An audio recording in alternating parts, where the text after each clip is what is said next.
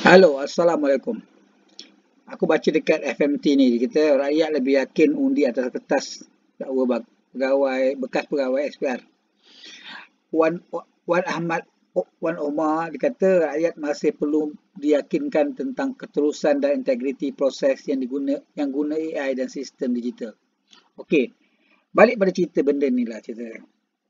Aku sebagai pengundi dekat Malaysia, cukup lama mengundi. Aku yakin dengan sistem kertas sebab kalau kita nak tempered dengan kertas ni ambil masa yang banyak dan susah proses dia. Sebab kalau gunakan sistem AI, sistem komputer, sistem online sebagainya, tendensi untuk berlaku fault ataupun ya modification atau sebagainya tu pada undi-undi kita tu adalah tinggi. Aku pernah tengok benda ini berlaku dalam universiti kita, di mana aku dan kawan-kawan aku ada terlibat untuk membangunkan satu sistem pengundian dalam sebuah universiti di Pantai Timur. Aku tak sebut mana universiti dia. Jadi kami nampak dalam sistem itu memang boleh berlaku manipulasi. Dan aku faham siapa yang pegang sistem tu, dia boleh modify benda-benda ni, keputusan-keputusan ni. Dan apa juga yang berlaku dalam pemilihan PKR baru ni pun sama juga. Itulah yang berlaku sekarang ni cerita dia. Kan?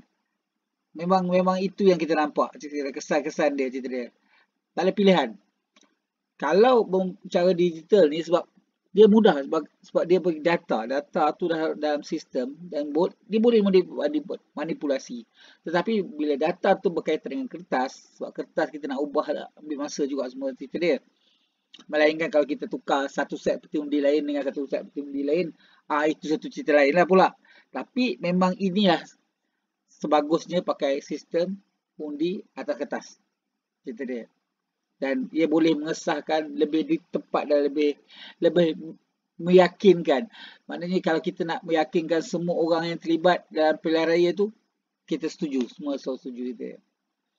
Dan aku sudah setuju bila ada menggunakan apa ni, celup dakwah hitam lah, dakwah biru lah, dakwah hitam lah, tak kisahlah sebagai dekat jari supaya kita tahu siapa pengundi yang belum dan siapa pengundi sudah. Itu pun satu teknik yang bagus jugalah cerita dia.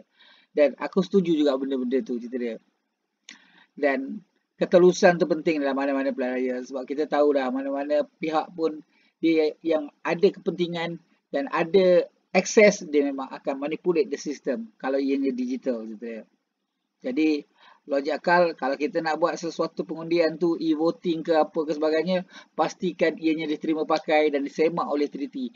The best way ialah dikendalikan oleh pihak ketiga, pihak yang tak ada kena-mengena dengan pihak yang bertanding dalam pilihan raya. Tapi bagi dalam Malaysia susah sikit lah kan. Tapi ya masing-masing ada pandangan masing-masing lah dia kata kan. Menerapkan teknologi AI, sistem digital oleh kata Persatuan Internet Kebudayaan Malaysia cerita dia. Tapi aku rasa mengarut lah cerita dia. Sebab benda-benda ni pernah boleh jadi satu benda yang bermasalah nanti cerita dia. Aku tak setuju cerita dia. Dan aku cuba kalau boleh elak lah benda-benda di cerita dia. Dan apapun itulah sistem demokrasi membenarkan kita boleh memilih siapa yang kita nak itu dia. Kan? Okey, assalamualaikum.